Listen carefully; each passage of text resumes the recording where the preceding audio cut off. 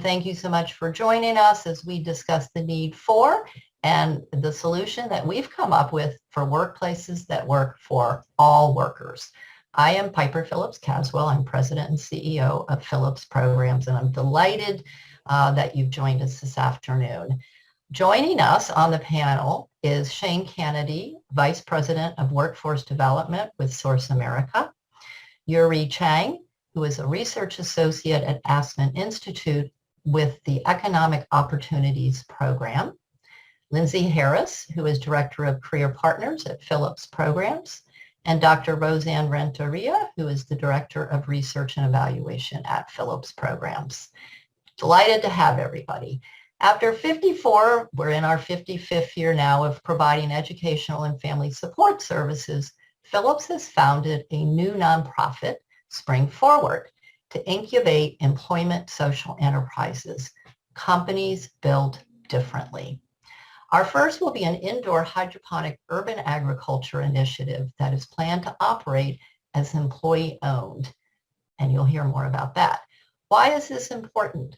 We have known for years that individuals with behavioral health challenges encounter multiple barriers to employment. Never mind employment that provides economic security and mobility, or in an emerging and exciting industry. Our work addressing this disparity led us to the practices around community wealth building, a solution we were seeking. These businesses are built differently. The workplace is designed with the workers and built on our 54 years of practice. Lindsay will share more about our every employee approach in a little bit.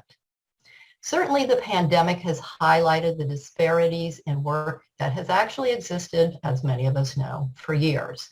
When we began this project back in 2017, little did we know that a worldwide health crisis would really illuminate the need for significant changes. We have been inspired by the work of Source America and Aspen Institute as national organizations leading voices in seeking change. Our every employee approach is replicable, and we are in the research and development phase for a food production company as well. There's a lot more to come on all of that. I'm excited that you've joined us, and I know you will be inspired, as I have been, by the panelists and the discussion this afternoon. So again, thank you for joining us. And I'm going to turn it over to Dr. Roseanne Renteria, who is our moderator this afternoon. Thank you so much. So we have a couple of distinguished panelists with us this afternoon, and I'm going to have them introduce themselves. What they're going to do is tell you a little bit about who they are, what is their position in their organization, and then they're going to address the question for us.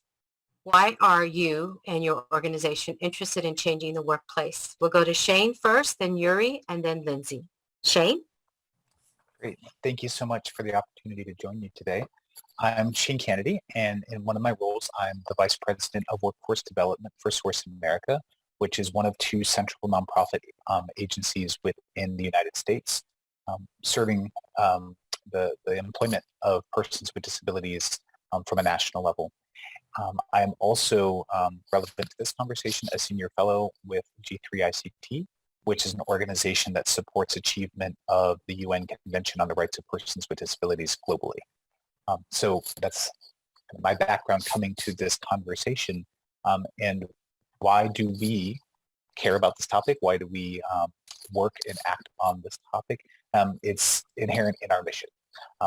Our mission is to increase the inclusion of persons with disabilities economically, socially, through work, through a variety of employment opportunities. And part of that work comes with recognizing the many trends that are occurring in our environment and how do we design programs in response to them in support of individual goals and aspirations. So thank you very much. Hi, my name is Yoorie Chang, and I'm a research associate with the Aspen Institute's Economic Opportunities Program. At EOP, we advance strategies, policies, and ideas to help low and moderate income people thrive in a changing economy. And our core belief is that job quality is critical to connecting individuals to opportunities to get quality work, start businesses, and build economic stability in our aim of advancing an inclusive vision of economic justice. It's great to be here with you all today. Hi, my name is Lindsay Harris. I'm the Director of Career Programs with PHILLIPS. And as you heard from Piper, PHILLIPS has been involved directly with affecting young people's lives. I have been in the field for about 35 years in various roles. And through my work with PHILLIPS, we continue to see some people transition from school to work and thrive and go on to lead happy, successful lives. We've seen other people struggle to be included, to have some economic security. So there is a lot more work to be done in this area. Thank you to all our panelists for your introductions. Shane, I wanted to turn to you regarding the current state of affairs. You've been involved with inclusive employment with people with disabilities for many years. There is so much work yet to do. The talent of many people with disabilities remains untapped and unused as the current systems are not able to meet the need. Can you share with us briefly the state of affairs and why new innovative models are needed? Absolutely, and thank you for the question. So starting out, I'd like to offer a bit of this historical context on the employment situation of persons with disabilities in the U.S. So many of you are likely familiar with this information, but I do believe it is important to reflect on long-term trends because the experiences of the past do inform our current actions and future results. So research shows a history of labor market disparities and detachment for persons with disabilities. The unemployment rate of persons with disabilities is consistently double that of their non-disabled peers. There is also a consistent 40% gap in labor force participation rates between the groups. On average, persons with disabilities have a 15% higher rate of poverty, and this is coupled with observed declines in the number of people actively looking for work and a significant reduction in the labor market activity rate over a 20-year period when that stat was still measured. And this is only considering a generalized aggregate profile of the community. The experience varies based on disability type, gender, geography, ethnicity, race, and other aspects of social identity. It's also necessary to consider how economic disruptions have disproportionately impacted persons with disabilities historically.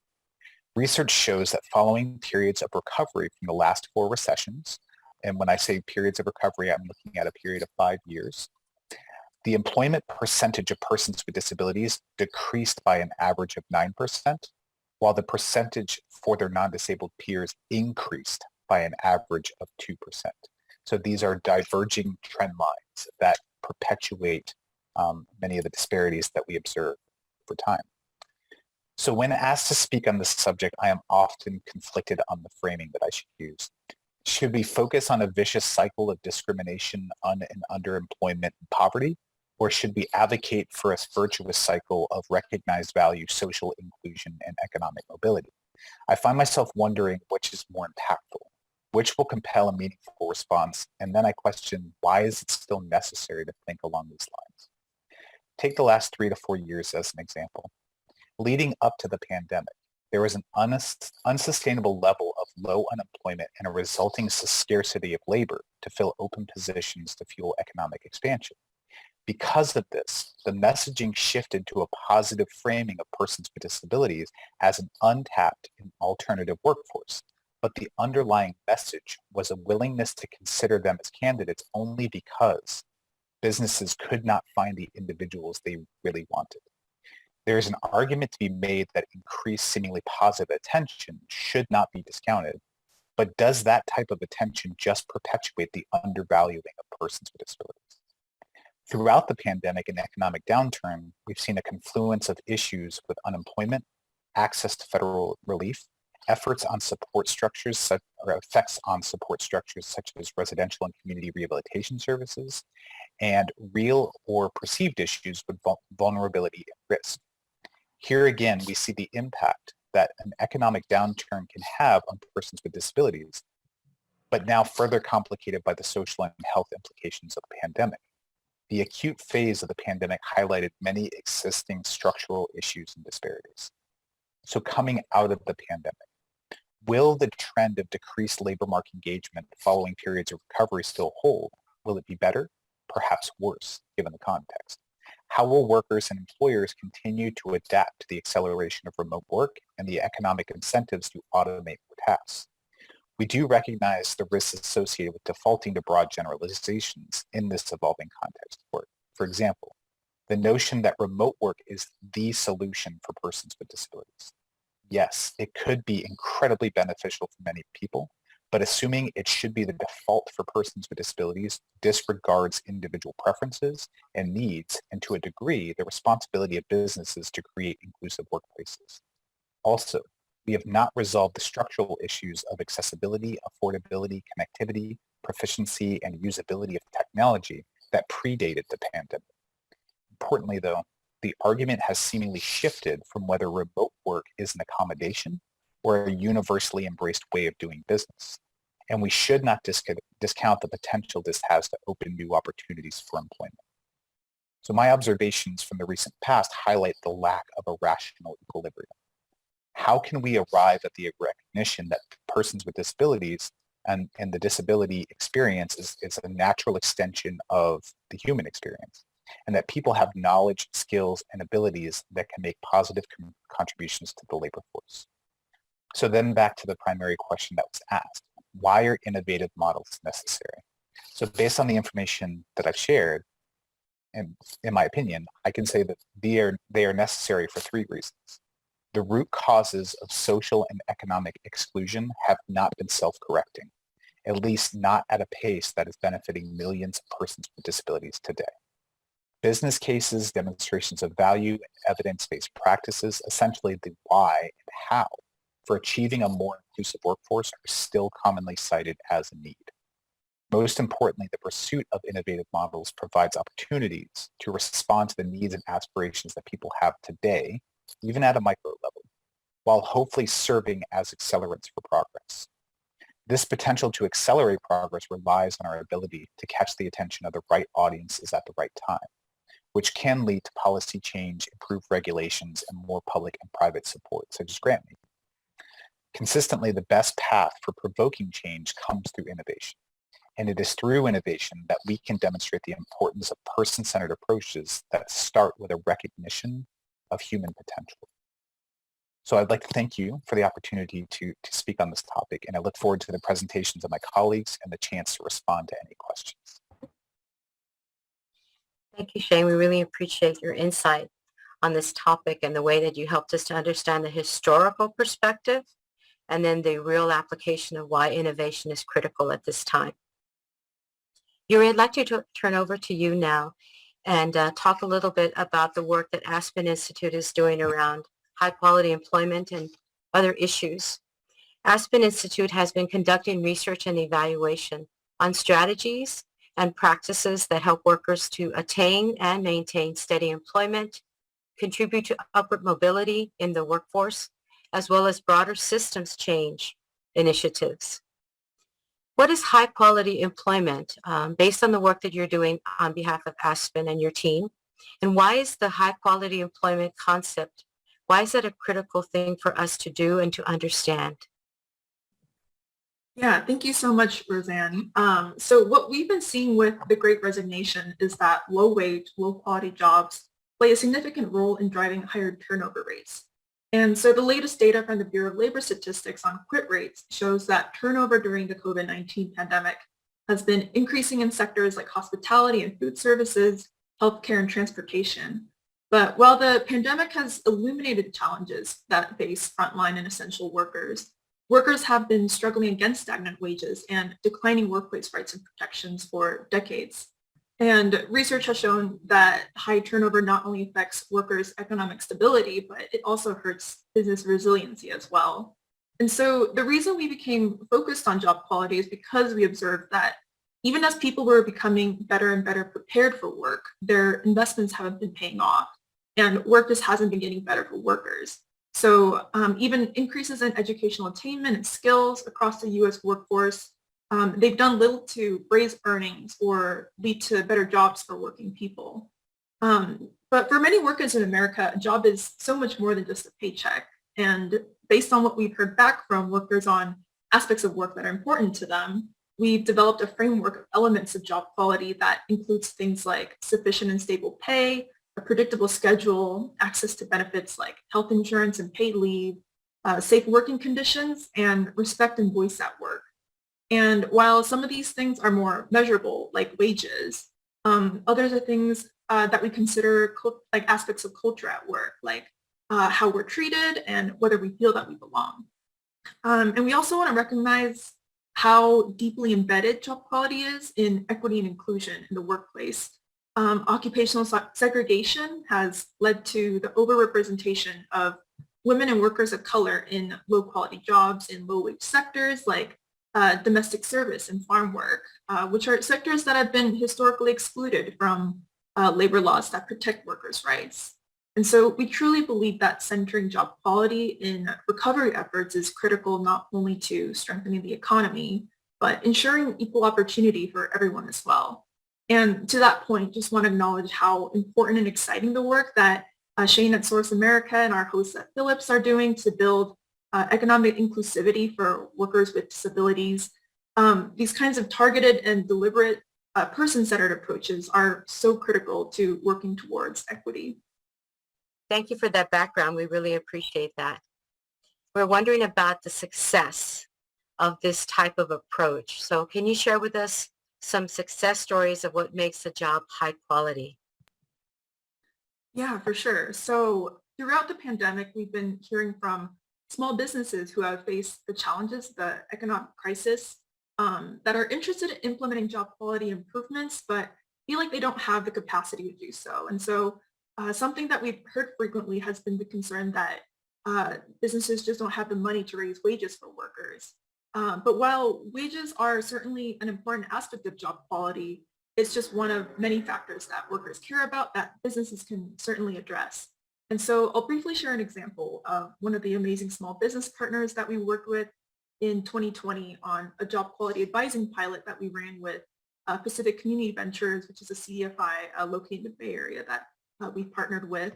And so this restaurant business based in the Baltimore area, they really worked to listen to the job quality needs of their employees and figure out the innovative solutions to the issues that their workers raise. And so, for example, one of the issues that came up was around scheduling and transportation. Their workers were concerned about the public health risks of taking public transportation to get to work. And so what the owners did was allow their workers to schedule their shifts back to back in order to minimize time spent on the train or the bus. And we think that's really a testament to the importance of job quality and worker voice. This business exhibited incredible resilience against the pandemic, and their retention has been remarkably high.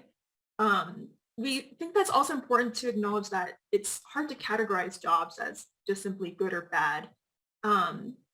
It's important to recognize the complexity of factors that contribute to job quality, and that business owners and managers can make changes to a number of different factors to improve jobs. So I'd like to quickly share, I'll drop a link in the chat. This is a link to our job quality tools library, which we launched in 2020, which includes over 100 curated tools and resources developed by organizations across the country who are engaging in practical action to improve jobs. And so we encourage you to check it out. And if you have any tools to suggest, please feel free to reach out. Thank you for that resource. I really appreciate that. So Yoorie dropped it into the chat in case you're interested in looking at the resources there. One thing that you mentioned was worker voice. And also it seems to incorporate a bit of the employee ownership aspects. So turning to those issues, how are worker voice as well as employee ownership good for the worker, for the company, and for the community at large? Yeah, so to speak to worker voice, there's a 2017 survey of American workers conducted to MIT that we reference a lot that shows that the majority of workers experience a voice gap on many workplace issues, meaning that they don't have as much say as they believe they should on benefits, wages, promotions, and other elements of both job design and company operations. And so, like in the case study we mentioned with the Baltimore-based restaurant, we find that worker voice, job quality, and business resiliency are all linked together. And when workers feel heard and feel that they have agency and voice in their work, they want to stay, and businesses experience lower turnover and ultimately save thousands of dollars every year on recruiting, hiring, and training costs. So I'll pivot now and discuss our recent co-authored publication on employee ownership and race equity, which we published with the Rutgers School of Management and Labor Relations and the Democracy at Work initiative. They're both great organizations doing fantastic work in the employee ownership space. And so our paper presents new data on employee-owned firms and discusses how employee ownership has the potential to play a really important role in addressing disparities in wealth and improving job quality. And so I'll quickly share some of the interesting findings we highlight in the paper, and you can check out the paper at this link. So the data has indicated that employee owners report higher job quality across a range of attributes. We've seen that compared to peers working in firms that don't participate in ownership. Employee owners report higher income, greater benefits, greater job security, and show lower turnover intentions as well. And because worker owners are more likely to have sufficient income and a stable job, they're less likely to have to raise their savings to pay basic expenses, and in the long run are able to build assets and wealth. And in addition, the research suggests that expanding employee share ownership has the potential to address racial and gender wealth gaps as well. Women employee owners have on average 17% higher wage income than their non-employee owner counterparts. And employee owners of color report on average 30% higher wage income. And so there's an important interplay between job quality and wealth equity, and we're really excited about the role that employee ownership can play in addressing both.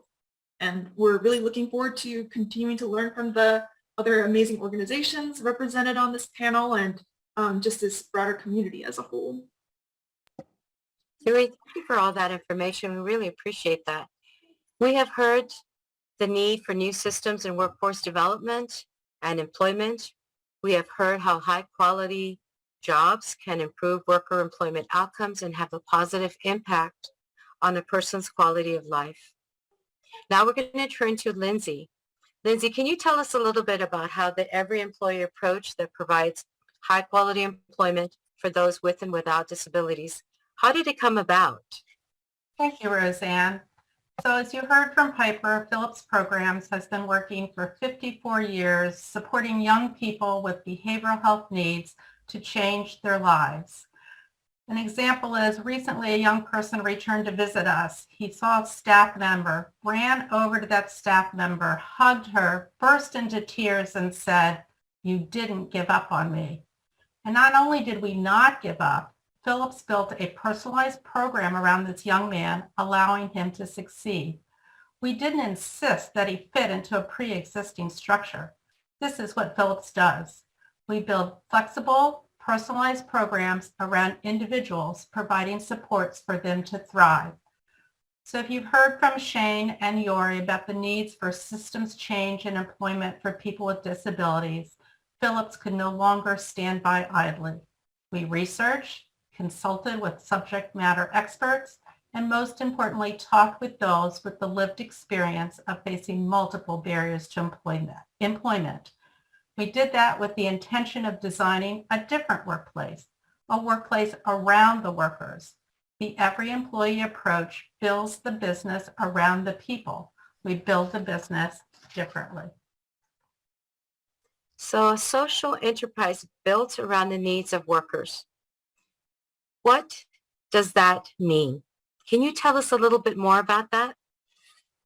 Sure. I'm going to share this graphic with you as it's a holistic approach focused on high quality employment experiences through 4 key areas. First, let's look at economic security, as that is essential, as we've heard from Chang and Yoorie. And as Carla Bruce, the Chief Equity Officer with Fairfax County, Virginia, has said, it takes resources to get out of poverty, yet it takes assets to stay out of poverty. And when we have discussed the idea of employee ownership with young people, their eyes just light up. They didn't even know that this exists.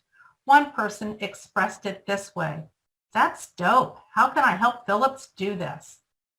When you look at the participatory culture, the second component, it emphasizes the value of all workers, regardless of position. And we have heard from Yoorie and Aspen how worker voice and participation contributes to high quality employment. There's a quote that I like that describes this. "Accessibility is being able to get in the building. Diversity is getting invited to the table. Inclusion is having a voice at the table. Belonging is having your voice heard at the table." We all, whether we have a disability or not, want to belong and be valued. And of course, the COVID pandemic has brought to the forefront the value of employee well-being, and we are all re-examining the work environment. Can you tell us a little bit more about the every employee approach? We are interested in how does the every employee approach work for everyone? The every employee approach is what I call the curb cuts of workplace design. And what do I mean by that? With the passage of the American with Disabilities Act, street curb cuts became required. The initial intention was for those in wheelchairs to be able to more easily navigate sidewalks. However, we all benefit from curb cuts. Next time you're out and about, I want you to notice how many times you or others use a curb cut. It could be pushing a stroller, walking a dog, riding a bike.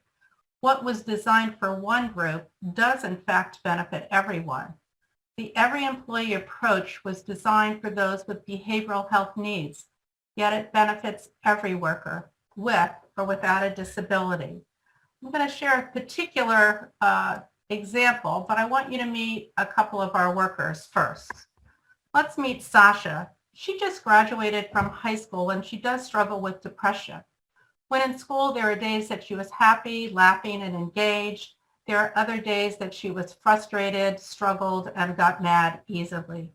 She prides herself on being responsible by finishing her assigned tasks. Maya, she loves gardening, composting, and taking walks with her dog. She's highly organizing and good at multitasking. However, she has racked up a lot of debt going to college, and she's struggling how to pay her student loans and all her monthly bills. Now let's meet Ezra. He graduated from high school a couple of years ago. Throughout his education, he was mostly in small special education classes. After graduation, he decided not to go to college as he didn't have the confidence or the social skills to navigate such a large system. He decided to get a job at a fast food restaurant as he was very good with details. However, after a year, he resigned. The fast-paced pressure, working with a variety of managers and coworkers, just made him too anxious. So how does the every employee approach support each of these workers? Since it is a holistic, flexible, personable menu of supports available to all workers, these are just a few examples of what it might look like in practice. Let's look at the employee well-being component. Sasha thrives when she sees the on-site mental counselor for weekly counseling. This helps her manage her depression and feel good about what she is doing. We refer to this position as the employee support specialist, as they are there to provide in-the-moment on-site coaching to all employees. For example, Maya loves knowing the employee support specialist has a wealth of information and linkages to community resources. She's searching for an apartment within her budget and also a local bank that will help her manage her finances. Ezra thrives when the employee support specialist connects with him and checks in with him frequently. This boosts his confidence and allows him to not be afraid of making mistakes. With the on-site flexibility and in-the-moment support, he can handle the pressure and manage his anxiety. The on-site employee support specialist may be essential for some workers to thrive in the workplace, but like curb cuts, this can benefit all workers with or without a disability. I'm going to share one other example. We're going to look at the worksite environment.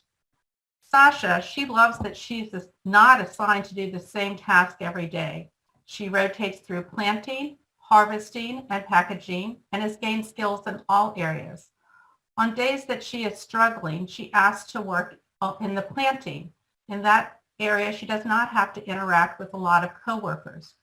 So instead of calling in sick because she's not feeling her best, she can come to work and continue to be a valuable team player. Maya is excited about the strength-based management in which there are 3, 6, and 9-month self-evaluation reflective conversations with her supervisor. This personalized attention with a focus on skill attainment lets her feel a sense of accomplishment. Ezra, he benefits from frequent breaks. Sometimes he wants to be social and goes to the common break area. Other times he needs to decompress and be by himself. Then he goes to a break area designed for one person. In that space, there are headphones to listen to music, herbal tea, and a comfy chair. This is actually one of my favorite personal workplace design. I work in a job with a lot of people. I would love a break room for one. So while the Every Employee approach has been designed for those with complex behavioral health needs, it supports high-quality work experiences for all workers, those with and without disabilities. However, is it good for the bottom line of employers? We have with us today Mr. Rodney North. He's a worker co-op expert with 25 years experience with both for-profit and nonprofit businesses and is an advisor to SpringForward. Rodney, what could these innovations mean for employers and for society at large? Well, first, I want to offer the caveat that this isn't so true for the people speaking today or probably for most of the people in the audience. But I think that from, say, other parts of society looking at this, it could seem like the focus is all on the employees and what are they getting, what are employers doing for the employees.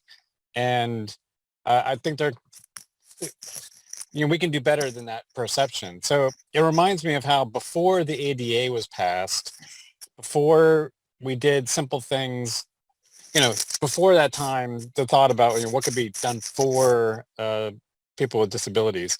We passed the ADA, and then we started to do simple things that removed obstacles for those with wheelchairs, obstacles for the blind, the deaf, etc. And, we saw that we were helping to unleash the potential, the creativity, the productivity of millions of people. Their employers benefited, the economy benefited, American society benefited. And I think it's like that with the Every Employee approach, where it's not just a nice thing to do.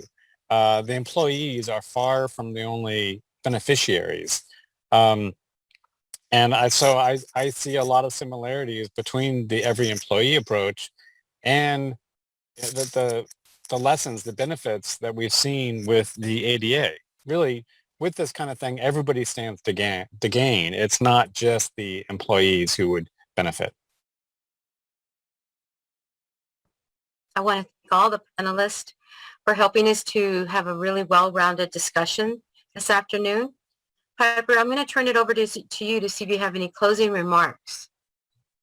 Great. Thank you, Roseanne, and to all of our panelists this afternoon. We do have a couple minutes if anybody has any questions. As I said at the beginning, we have, and Lindsay said as well, we have been looking at how to create job opportunities as an organization that could bypass some of the barriers that we are all too familiar with that are encountered by those that we work with and others with similar kinds of profiles. And it was just about 5 years ago that we were introduced to the whole concept of community wealth building and through that employee ownership.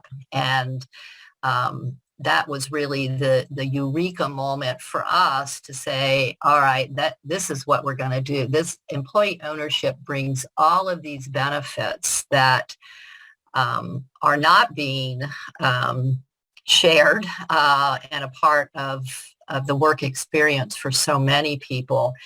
And we've been very fortunate to be able to work with Rodney and other folks who have provided some guidance as we've developed this, and then developed the every employee approach based on our 54 years of practice, and how we really wrap a program around an individual instead of expecting an individual to fit into an existing program. And, so the vehicle, the different kinds of jobs are ones that we also were, all right, well, what is the way to go? Do you go out and you buy an existing business, part of what they call the silver tsunami, and the retirees who have businesses that are profitable and well developed in the community, and or you develop a new business and apply the whatever the practices, in our case the every employee approach,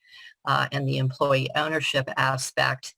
We had about now 11 or so years ago inherited a building trades program from another nonprofit that's been incredibly successful at the student level in our high schools, with really engaging or re-engaging youth, and helping them develop great lifelong skills, whether they're interested in working in the construction field or not, as a occupation, allowing them to earn some kind of certification, industry certification, and just the incredible pride that develops over the course of their involvement with the house building.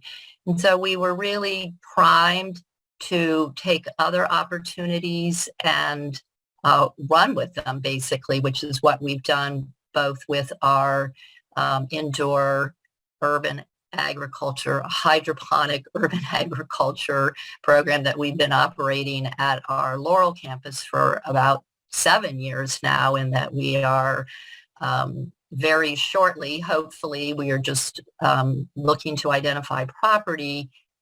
We will develop that and build those greenhouses and move forward with that, and simultaneously also in the research and development, but moving, I think, pretty quickly into phase 2 of food production businesses. And so these are vehicles that Phillips is using in the new nonprofit SpringForward to be able to create these job opportunities, but also have the ability for others to be able to replicate it and use the every employee approach, whether that's in Wisconsin or it's in Georgia or wherever, so that many people can benefit. And we're certainly seeing and have heard from our speakers today the needs that are out there for some innovative and different kinds of approaches to really being able to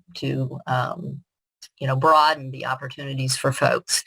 And we have benefited at Phillips in these last couple of years as we've developed this from the work that has been done both at Aspen Institute. Before the pandemic, I used to be able to go downtown for your panels, and heard some inspiring stories there, and with Shane and at Source America, some of the extensive research and work they've done in their future of work research and publications. And also, I really do appreciate everybody's attention today.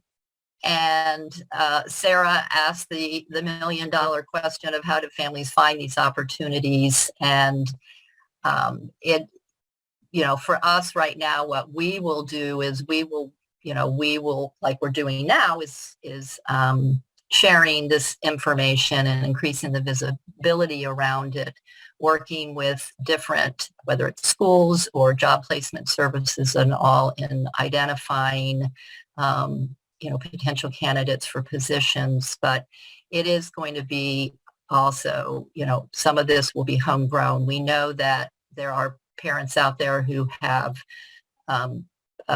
the resources, whether it's the time or financial or creativity or whatever, to create small businesses where individuals with disabilities and others work. We see them on YouTube, we hear about them and all, but the majority of folks out there don't have that capacity, and so that is really what we're trying to be able to address with the every employee approach, and whether that is an existing business or one that's created new. So folks can certainly talk to us as we continue our development around all of this.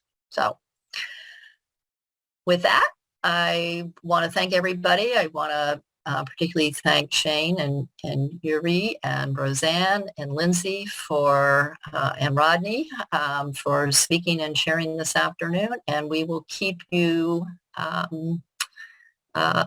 apprised of further development. Thank you again, everybody. Have a great evening.